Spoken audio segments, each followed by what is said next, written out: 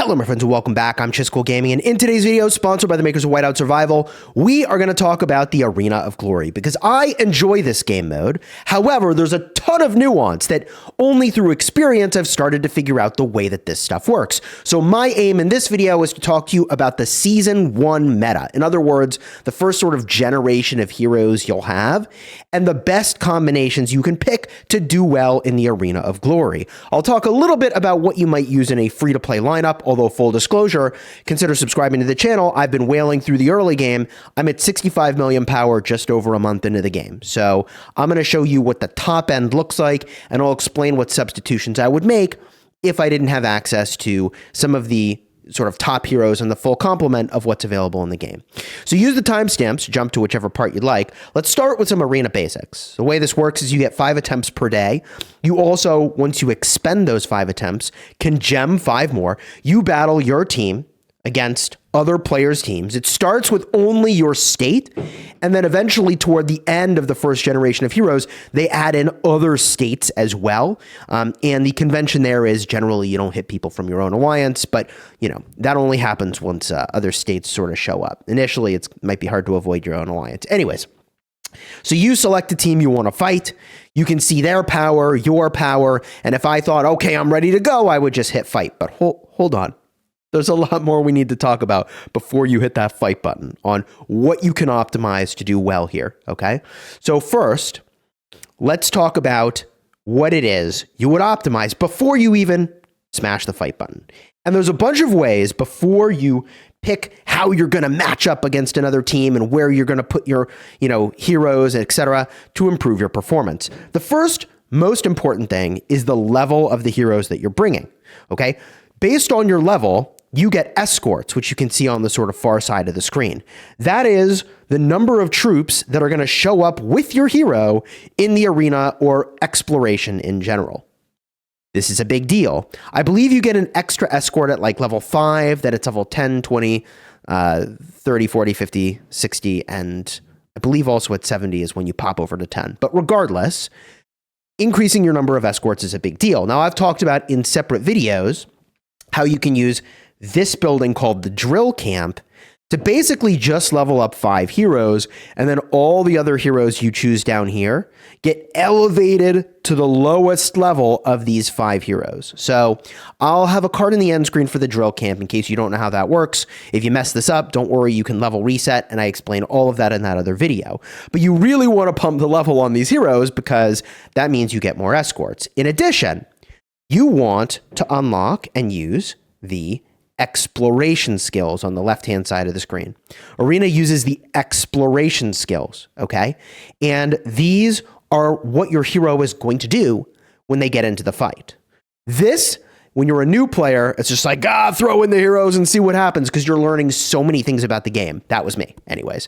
But eventually you start to really see like, oh, I actually understand what this hero is doing now. For example, Natalia, who's a VIP unlock hero, is very, very powerful because she's got an ability that stuns. And one of the things you'll learn over time is that stuns interrupt skills that heroes are using. And let's talk about that for a minute. Some of the skills that heroes have, in fact, most of them, the second and the third exploration skill, I believe always is the case, these are sort of passive skills. They just give you a buff. Whereas the first skill is the one that after a certain amount of time will activate. And if you stun someone before they've used their skill, it's extremely disruptive to be stunning, which is why Natalia gets a huge, huge seal of approval from me and pretty much everybody for use in the arena for quite a long time, actually, okay? So there are a lot of heroes we will talk about. We're not ready to get there yet because in addition to the level of the hero, and obviously the star level of the hero, which is going to improve their stats, in case it wasn't clear, you can just get a look here. Let's see. Perfect. This guy's about to get a star up. So you can see the exploration portion of this.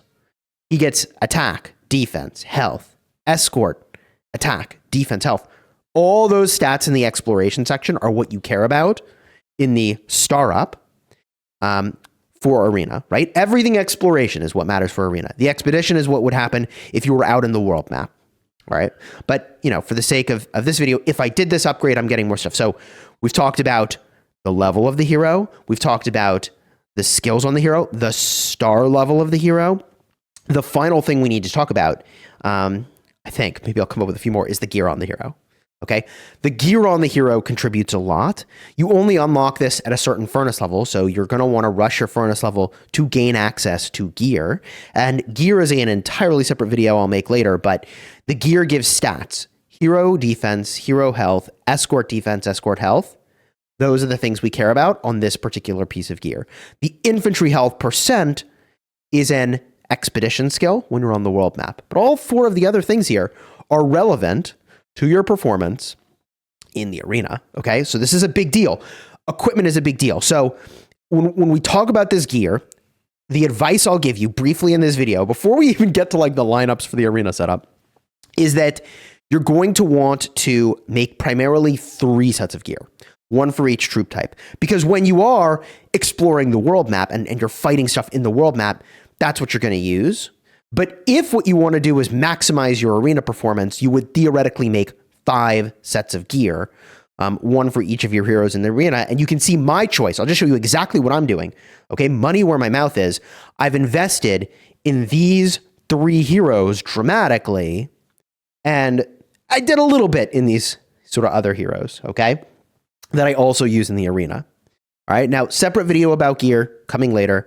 Don't worry, I'll break it all down. But we finally, after all of that, can now talk about the best you can possibly do, in my opinion, in the arena in Season 1. And then I'll give you all the substitutions, because obviously a free-to-play player doesn't have Jero or Natalia. So, like, I will break it down, all right? So if we swing on back to the arena, we hit challenge, we can get a look at the setup that I've got here, all right? This is close to meta, but not quite there. In fact, proof is sort of in the pudding. You can see my homie Withroad over here is running the triple infantry setup, and then 1 Lancer, 1 Marksman. I believe this is the sort of Season 1 meta and probably the best you can do, all right?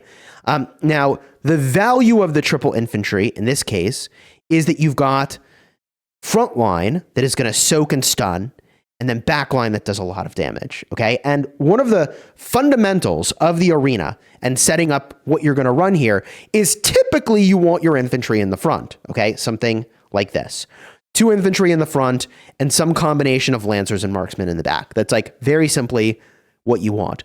But it gets a little complicated, as I mentioned earlier, because units like Natalia do a huge stun effect, which completely disrupts everything Geronimo is going to do, so much so that I found I do better putting these marksmen in the front and letting them soak up damage so Geronimo rolls up just a little bit later, doesn't get stunned, and does crazy, crazy stuff. Now, it's in part because I've maxed out my Geronimo, okay? But what I would argue is probably arena meta is to run something like this, as you saw Withroad was doing, where you use Sergei in the front, Natalia in the front, and then you decide kind of where you want your Geronimo to be behind these different units. There's sort of pros and cons to putting him in each of these different places, where he'll go and what he'll attack. But I think this is probably the best you can do. And if I were starting all over, I would have put more investment into Sergei, and I would have done that. And arguably, perhaps even I might just get a better result doing that now. I'm not sure. I'm 2 days away from getting Gen 2 Flint, and I'm just going to swap in Flint where I have Sergei right now, and probably that's what I'm going to run for perspective. But what I have been running is Gina. Why? Because you can basically completely max her out free to play, which is really cool. I made a separate video about how you would go about maxing Gina 100% free to play, but to be able to get all of her sort of star levels very, very quickly could be a big advantage for you if you're willing to sort of spend the stamina cans to go and do that. So that's why I ran her, and you can see her there. But to talk about some of these other choices that are in here, Molly is the absolute best arena unit that you will get at the start of the game. And it's not even close how good Molly is. She does huge area of effect damage. Don't worry, I will show this to you in slow motion so that you can really like see it. Slow motion, 1x speed is slow motion. You'll see how it works and you'll be like, oh my God, that's insane.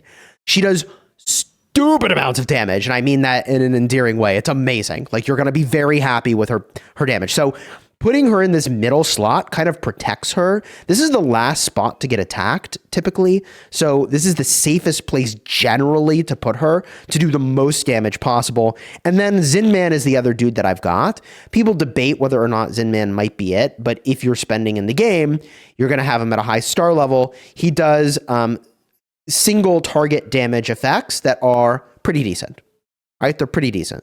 So when I hit play on this match, which I'm going to do in just a minute, I want you to notice a couple things. I want you to notice the time it takes for hero abilities to fire off. You'll notice that they do take time. I want you to notice the Natalia stun, just this big boom, AoE, a bunch of stuff gets knocked back, and you'll see why she's powerful. But I also want you to notice why it is that Geronimo being protected in the back rather than up front is really powerful in this generation of heroes, because if you put him up front, he's just going to get like completely blasted down, and then he's not going to do any of the things he's there to do.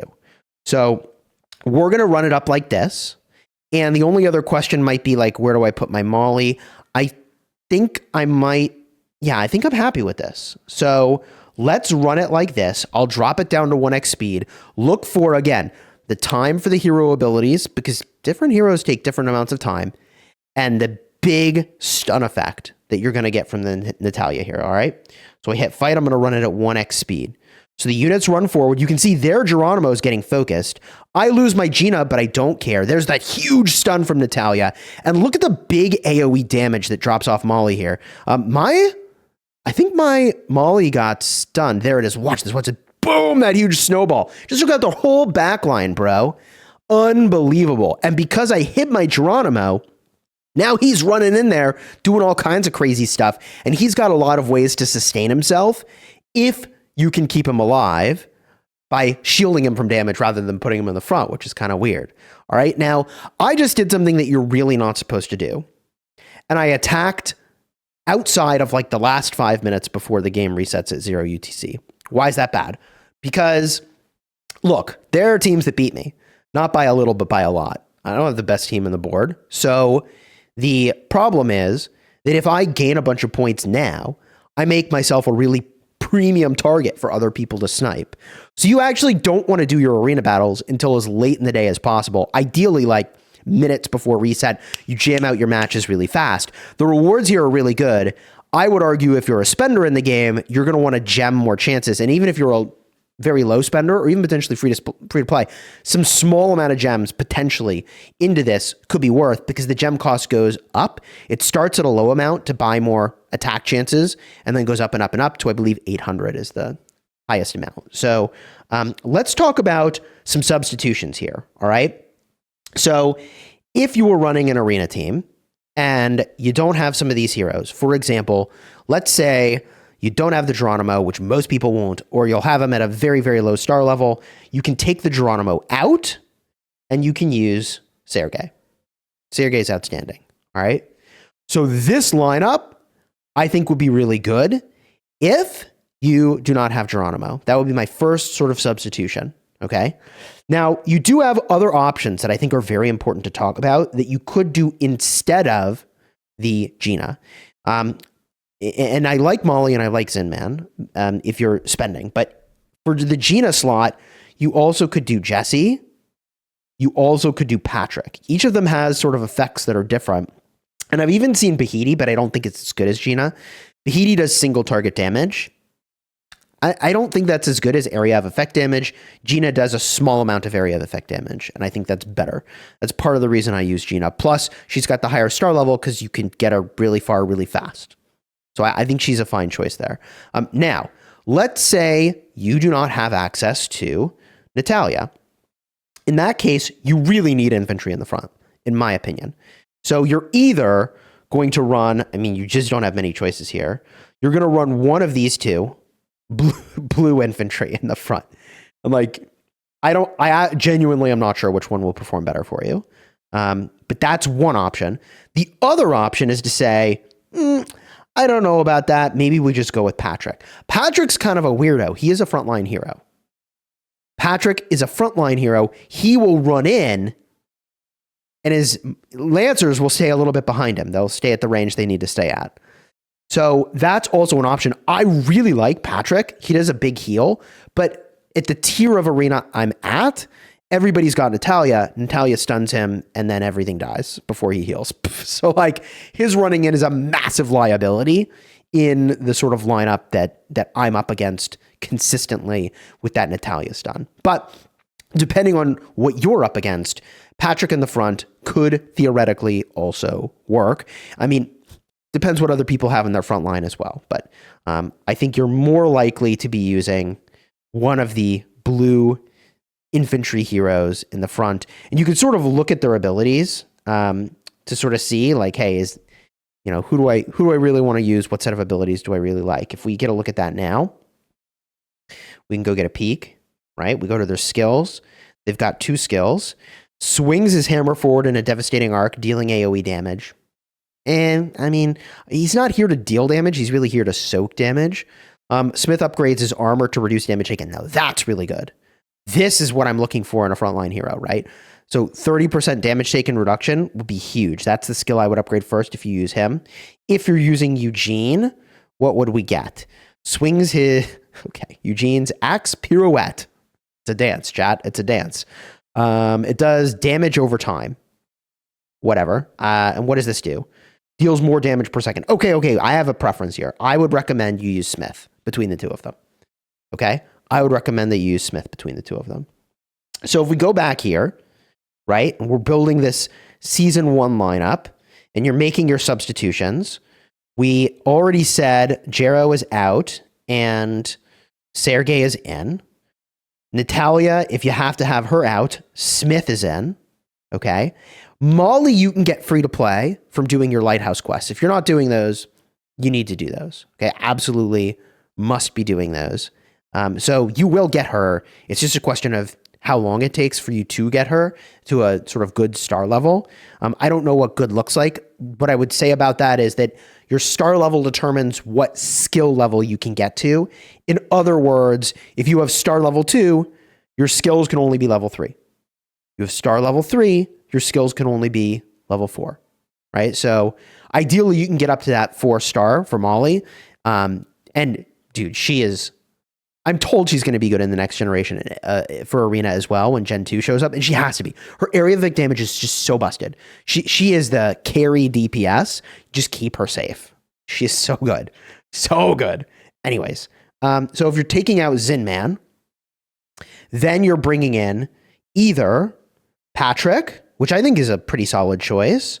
It's probably my preference, or probably Jesse will be another choice that you could do, because you're going to get a lot of Jessie. I seem to get her from the Lighthouse quests. I'll show you what I mean by that in just a minute. Yeah, I think that would be a solid option. A bunch of people will recommend Bahidi. I don't like single target damage as much, but it is a lot of it. So Bahidi is also a fine option. So I think what I would do if I were making a free-to-play account is probably trying something like this. And I would probably put the Patrick behind Sergey and see how that did. And that's what I would do in very early Arena. Now, there is one other hero we need to talk about who I've played around with it in Exploration, and it's actually kind of insane, and that's Chloris. Okay, Chloris is kind of nuts. She just does lots of AoE damage, and it's surprising how much damage she deals. Chloris launches a hail of arrows. Look at that percentage. Okay, it's 252% area of effect damage around the target. That's big damage. Okay, that's big damage. And here she, let's see, paints a bullseye on the target, raising damage inflicted on the target by 30%. That's fine. It's really all about this skill over here. That's like, wait, what in the world? It's just big damage. So if you want to do better in Arena, my recommendation is that you play around actually in Exploration and learn how these different abilities work. There's no penalty for doing this over and over and over and over and over. And so you can run this and like try different things. Like if you want to see what Patrick is going to do and why I don't like putting Geronimo in the front, like we can try that real quick and you'll see how it goes. So you're going to watch the just like fat Natalia stun. You're going to watch it interrupt. Boom. My Geronimo got interrupted. He didn't use his ability until way late. Okay, Patrick might have healed there, but I'm outclassed in this level. I can't beat it. But this is a great game mode to just learn how your different heroes operate. And you should be pushing exploration anyways to get as far as you possibly can. So once you reach that point, you've then found a sufficiently difficult team to sort of play around with the different heroes and see what they're doing. Like really watch what's happening to sort of see what's happening. And for me, what I learned is that those stuns end up being just a really, really, really big deal. And you'll learn that where you line up your heroes to either stun the enemy you really want to disrupt or avoid getting stunned will dramatically change sort of the way that you attack. All right. So if you have performed well in Arena, at the end of the day and the end of the week, you're going to get currency and you'll be able to spend that in the shop. In the Arena shop, I recommend buying the custom Mythic Hero Gear Chest. The evidence of the fact that I have been doing well in Arena up until this point is that I have 77,000 of this currency sitting around, and I have been buying this custom Mythic Hero Gear Chest every week. I also get these other ways, but I also bought these Essence Stones, but apparently I shouldn't have. I saw them show up and I was like, I need Essence Stones, and apparently that's a bad plan. And I get why, because like now that we have one other state with us, like it's a totally different meta for who's sort of top dog. And I got some work to do. Gina's not going to cut it, right? Which is a part of the reason I made this video. It's like, man, this is the video I wish I'd had on day one of my starting in Whiteout Survival to understand like what the meta was going to be for the Arena and kind of what I would need to do in order to sort of get good. All right. And the easiest thing is we'll just take more attack attempts and only pick teams where you know you can win, right? Like there's a couple strategies here. One is for me to just fight teams I know I can beat and be very comfortable, and that will make sure that every attack I do is getting me points and I'm raising my Arena rank. The other strategy is to say, I know who will contest me for a top spot, therefore I want to attack them so that I can rip points off of them, because if you win on defense, you gain nothing. Okay? But if you lose on defense, you lose points. So if you attack someone and they lose their defense, they are losing points and you're gaining points. So the two ways to attack the leaderboard are, first of all, just hitting people you know you can beat, and second of all, hitting the people you want to rip points off of. Right? Those are the sort of couple ways you can slice it. And power is sort of generally a guide. You see I'm 6.6 million Arena power. Pale One is 7.2. Goat is 7.1, right? This dude is 7.9. Withroad is 9.3. You get the idea, right? Like that is a guide for what you can do. But if you counter what the enemy is doing, then you can really slay them. And I don't know a way to counter triple infantry. I'm sure that it exists, perhaps in the season 1 meta, but you know, when that comes along with also just massive amounts of power that you see on Withroad as an example, some teams you're just not going to be able to beat. And it's like, it is what it is. They're strong. And you know, that's part of the incentive to power up all those different things we talked about earlier in the video. All right. So look, I'm still only about a month into this game, but I'm going to continue to make videos giving you tips and tricks and guidance. And I have a ton of experience in this genre, like 6+ years at this point. It's actually kind of insane. So consider subscribing for Whiteout Survival videos designed to help you get value and smash your enemies. I really enjoyed making this video. I'm enjoying my time in Whiteout Survival so far. And if you've got any other tips and tricks, which like I am quite confident that you will know things that I don't know about Arena, lots of them. Leave those down below in the comments, please. Experienced players have been doing this, like leaving like very valuable tips and tricks in my comments. Freaking huge, man. Keep it up. I really appreciate it. Until next time, you have fun smashing your enemies, and the videos, I promise, are going to be on the far side of the screen. Click one of those videos. I promise it would help you. It's on the topic of like things related to Arena. Check those out.